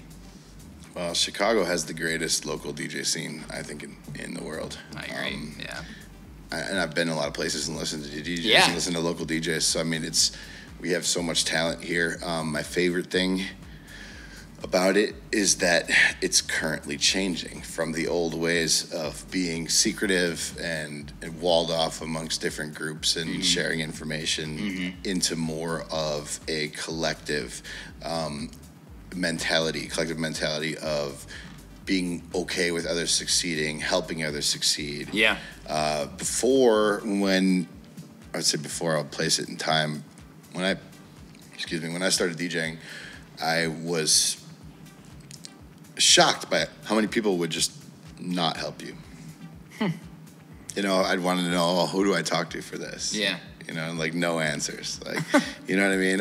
Don't everything was protecting their gigs, or their jobs, or their connections, or whatever it was, and essentially you'd be taking their spot. Right, and so when you start off in the business or a path like this, or a choice like this of career, I would say career, even a passion or whatever, and you're trying to play shows and you're trying to navigate the bureaucracy of getting booked and talent buyers and these things, there's no manual, there's no boss that gets hired on your first day and you're all right, here's what you do week 1 and if you hit these goals this quarter you'll get promoted. Do you know what I mean? There's no path, there's no prescribed way to do it, so you have to sort of forge your own path and then use the information you gain along the way to just keep. So I'm happy that now, the biggest thing I've seen change over the time I've been a DJ here is that there's so many more people trying to help build something here in Chicago, to where Chicago people help each other and one person plays a festival, and the next thing you know, 3 years later, 10 people play that festival from Chicago. Yeah. And I mean, that happened with Electric Forest even. Yeah. And this year too. I'd like to think that I had a small part in that. The people, and then you could ask. You do. Of course you can ask. Man. You can ask them. But I mean, I worked really hard to introduce my Chicago connections to Electric Forest, and because that was my dream, was that one day there would just be a bunch of us playing up there. Like in addition to myself. See, you kind of took on the role as, let's just say, the Afrojack, right? Like you are going out of your way. You didn't have to do that. If you look at the Swedes, I think are a great example. Yeah. Like John Dahlbeck, and then like if you look at like Swedish House Mafia, obviously, and if you look at just that whole group that was making music in 2010, 2011, 2012, the reason we know about all those names and all those successes is because they worked together. Dude. Alesso, Avicii, it's all the same. They literally worked together, and they shared their connections, even though they were making different music and signing with different labels and stuff. Yeah. They all put each other on. So it's like Chicago should be like that. Yeah. We have enough talent here to move it to the level of, I mean, there's always going to be more shows. There's always going to be more festivals. There's enough festivals around the world for everybody. Chicago DJs should just literally be inundated with opportunities to play everywhere, but because for a long time everybody kept their connections and their relationships to themselves, that didn't happen, So true. And so I really just, if I'm remembered for anything in the Chicago game, I'm totally cool with being remembered as the guy who helped bring people together, or help put people on their starts, or help somebody meet somebody, or do whatever. I mean, even more so than anything individually, that to me makes me feel really like, because I look at some of the people I have worked with and who are doing great things right now. You got your Jay Warras, you got your Alex Bentley Dean, you got your guys in Birthday Party, like you mentioned at the beginning of the interview, John and Brian Gorecki. So, I mean, if you look at the successes some of those people are having, even James and Eric Estrada, they're having success. I mean, these are all people that I when they were starting out, I would do events with them and together and try to introduce them to people. And I only made the choice to work with people who I knew worked really hard, and everything that those people have done has been a product of their own drive and success. But just being able to be one of those people that helped them instead of blocked them is really a good source of pride. You're leading horses to water, man, and they're fucking drinking. You try, you try, and then eventually someday, you do that enough times with enough people, and then maybe someone helps you if you're in a position where you need it. But that's not the reason. It's just you're not doing the talking for them. You're just like, I love that, dude.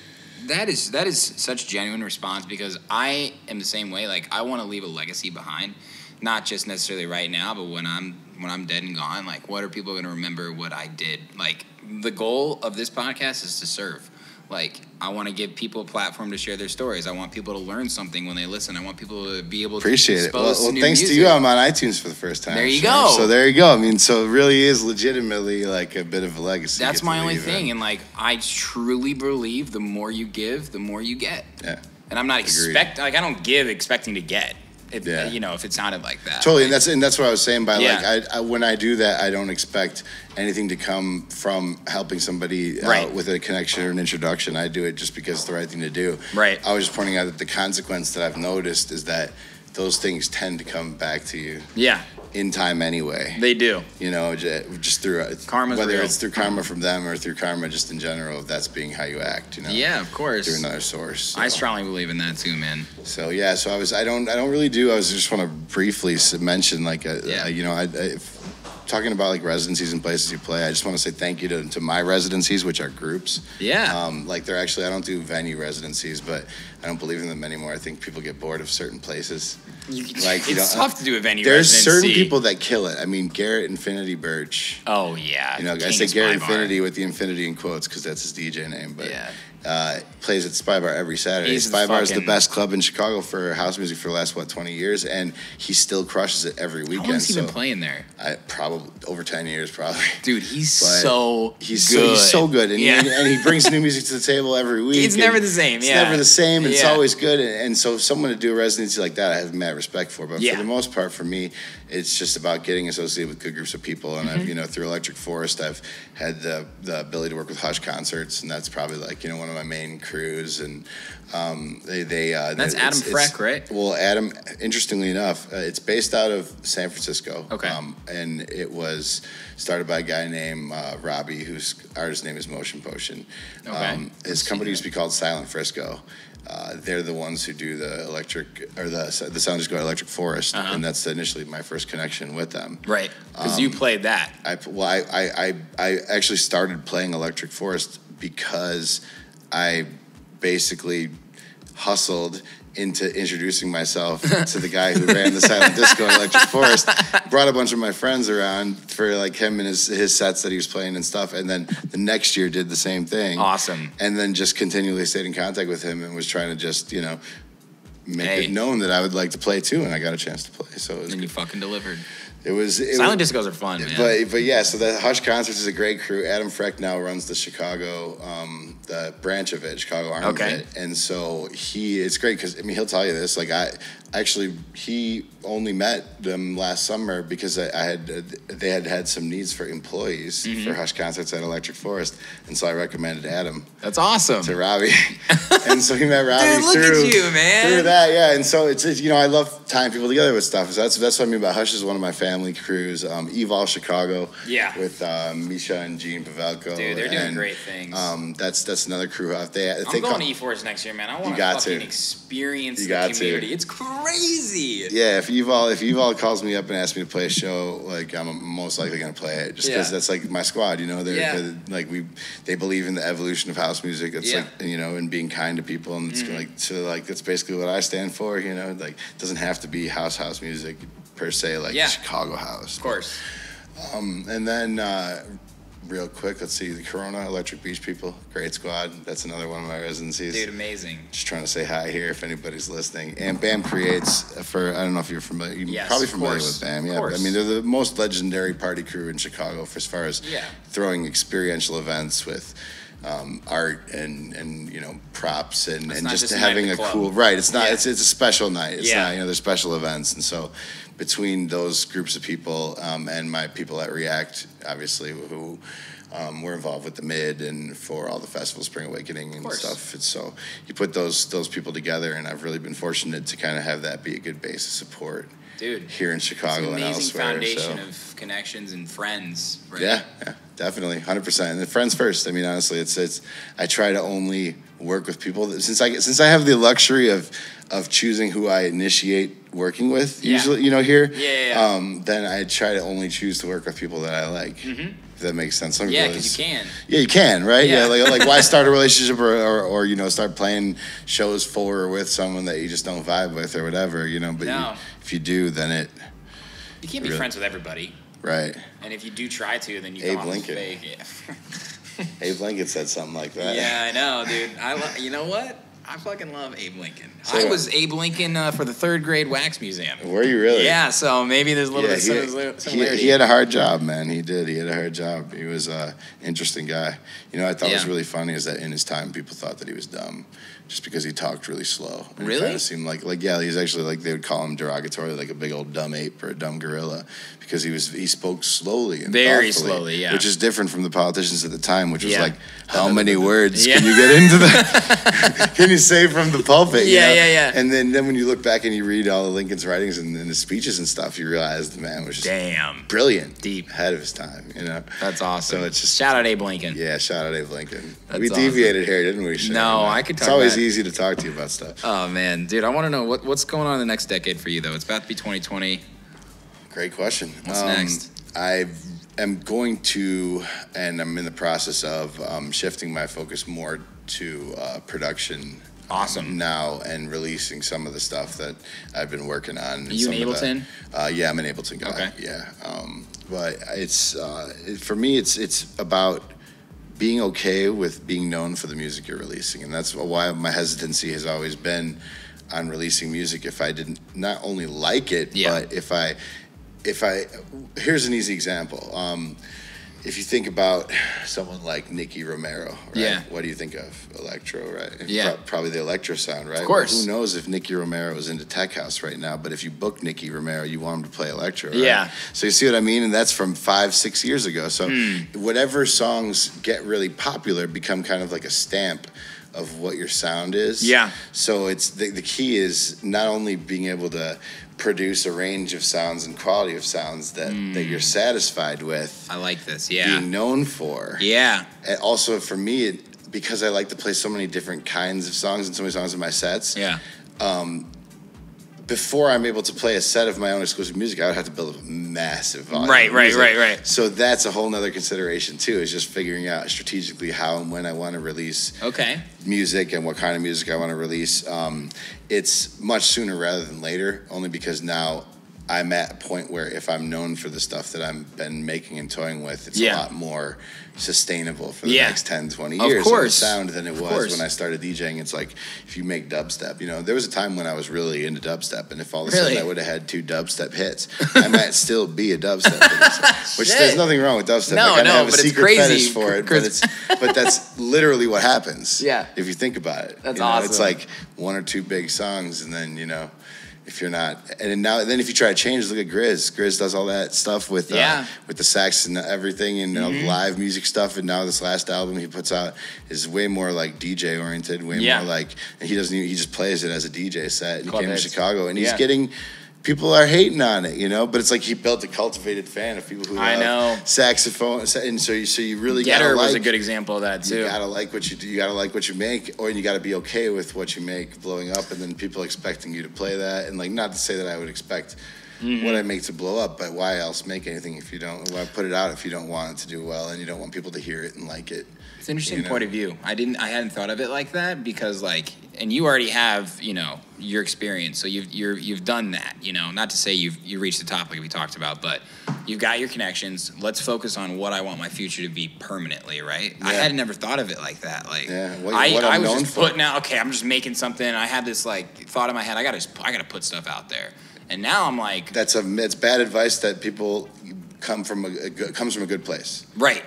Because there is a lot of truth to the statement that producers are respected initially more than DJs when it comes to festival bookings and club bookings. Yeah, it's just the nature of the business that they want to hear people who make original music as opposed to anyone who can supposedly play. A lot of these contests and shit too, only original music and that type of stuff, right? Right. So I mean, while there's nothing wrong with putting out music, especially if you like the stuff you put out, you do have to be prepared for the consequence. And so it's because then it's a business.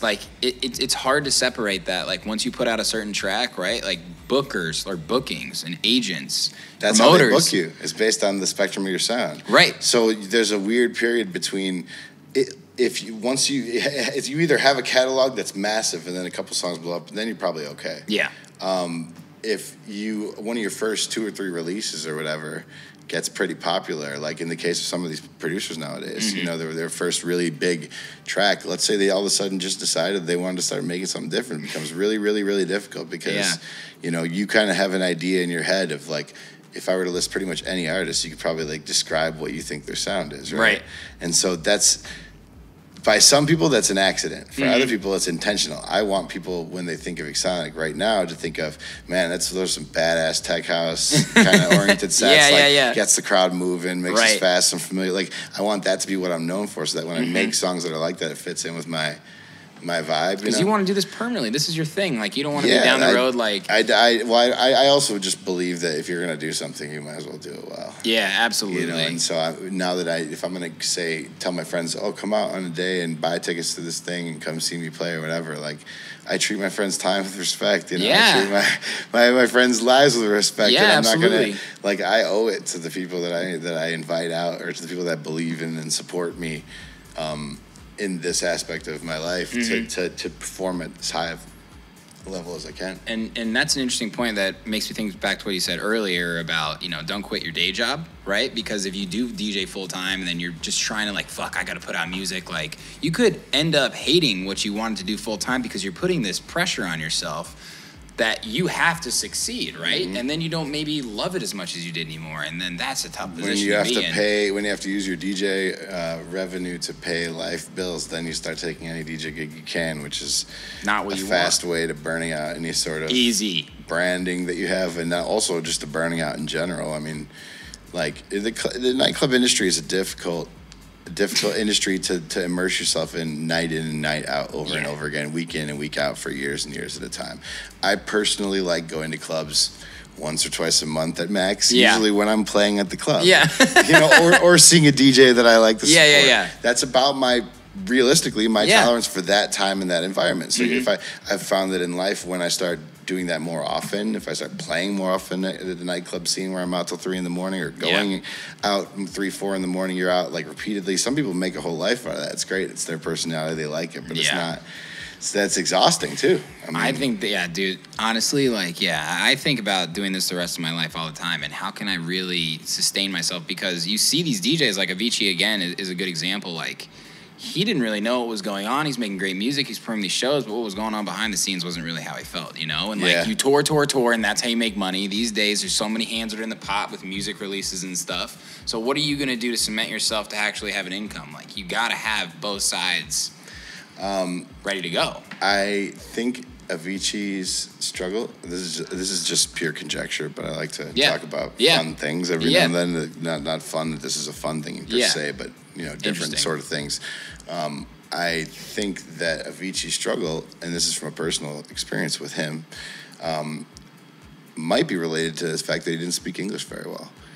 And to be honest, when you blow up and you're traveling around the world and you're forced to constantly interact with people in a language or languages that you don't understand, on top of depression and everything. And the reason I bring this up is because I saw him perform in Vegas in 2013 or 14.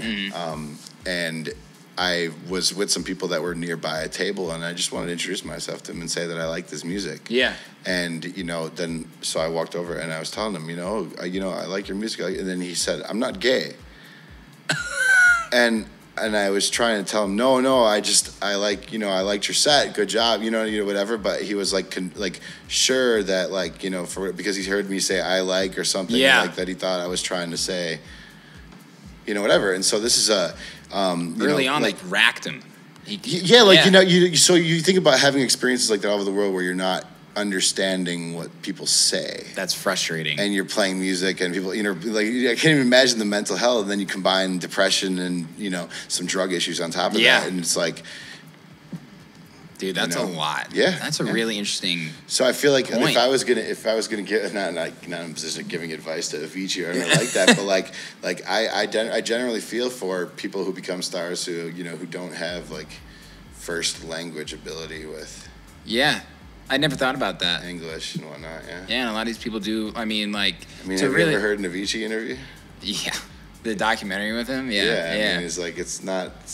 It's old though. It's more like it seems it's word choice. It's not even just hard to understand him. It's you could tell that it wasn't as comfortable him as it is for some other people, and so for sure. Combine that with massive superstardom, and it's an interesting animal. And it's a whole different thing these days too, because I feel like America, just because of the media scene here, and everybody speaks English here, right? If you are an immigrant, you need to be able to speak English here. It's the world's most common language, It's also the language that's most media common worldwide too. Yeah, so, exactly. So as far as when you're looking at things like stardom or whatever, if you speak English, it's a lot easier for you to interact with media and to interact with people around the world, because it's sort of, not to say it's like a common tongue or whatever to quote Game of Thrones, but but it's most commonly accepted right now in many places, especially in the world that celebrities live in. And it's not that easy of a language too. And my day job is in logistics, and a lot of these truck drivers are not American, and sometimes when you work with them, it'll say their level of English. And I'm just thinking to myself, man, can you imagine coming over to America for equal opportunity and being on a different playing field still? Yeah. It's insane. Right? Yeah. It's insane. Yeah. So it's something that people don't really think about, but from going other places in the world. But that was just a guess as to what could have been a very complicating part of his struggle. I mean, Avicii is when he did what he did, musically, that was he made that sound popular. He did. That levels, piano, plucky sort of, He proved that you can be an extremely talented musician and make great electronic music, and that's just the formula. And I love even his stuff, some of his stuff he made as Tim Berg before that. Yeah. Going back and listening to it was really good too. Dude. So, Yeah, it's. Who do you think? And my last question: who's been the biggest inspiration for you musically, DJ producer wise? Wow, it's another one that's changed so many times. So it's hard to say, like one thing that that continually throughout the time. I think you would say Deadmau5 inspired me originally.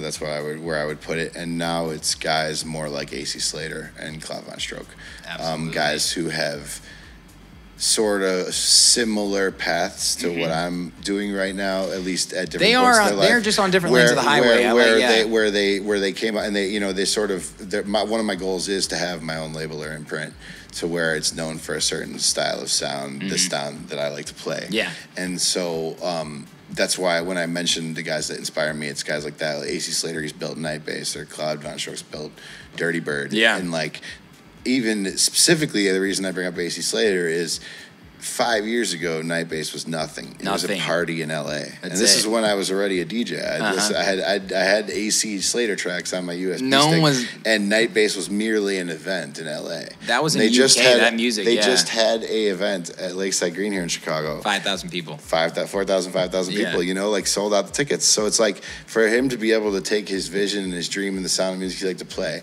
and turn it into a brand and an imprint and a culture and a group of people and a community. Yes, exactly. That he's proud of and that will sustain. That's the goal, and so that's why those guys inspire me. Really, like, I think now probably more than anybody else. I agree. I think you made an amazing point there that they have started. They started like Claude Von Stroke. Slow burners. They're slow burners. Dude, like, there's nothing wrong with slow burners if you got a plan. 5-6 years, like, saying that now in this moment is like, that's so long. But I bet it goes by really fucking fast, man. It really does. So it really does. As long as you love what you're doing, the journey along is what needs My to buddy be most Mark important. Stout, I gotta call. Dude, I just saw him open up in Vegas. Love, bro, he's so good. He used to be Chicago based here, I know. Mark. Yeah, I know. Yeah, he's direct support for Diplo, the Chainsmokers, Kygo. And he just had his first Billboard Top 10 dance song. He's got a great producer. He's got a song out right now that's Billboard Top 10 dance. His first one in his life.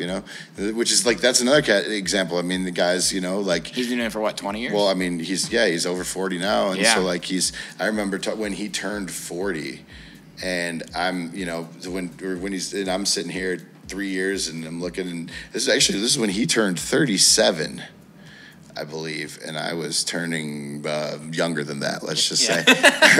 And he was like, yeah, you're gonna be shocked at how fast. Because I said, man, I got at least a few more years before I'm there. And he's like, you are gonna wake up tomorrow and it's gonna be that. You're gonna be that old. And then he's like, and then you're gonna be 3 years older than that, even faster.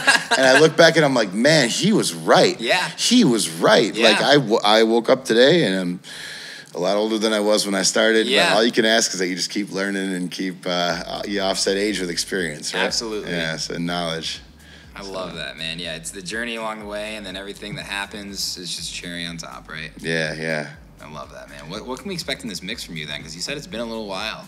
I'm excited. I'm going to give you guys a little sample of just like my current favorites. I have a big thing with 30-minute mixes. I really try to enjoy to get, 25 to 30 tracks in there. Okay. Really just like in a short amount of time do enough that you notice that I'm DJing and that I'm mixing and that I'm demonstrating my skills. I don't necessarily think that like some people are of the school of thought you have to hold your blends for 2 minutes, 3 minutes at a time. Like, can I do that? Yes. Yeah. Can I do it on vinyl? Yes. Is it what I like to do to keep crowds engaged and dancing? Not necessarily for me and for my crowds. So for me, it's like I pride myself on giving of taking a lot of different sound, but still finding a way to tie it together to where people who are critical of house music sets and the house music sound still say, yeah, that was pretty good.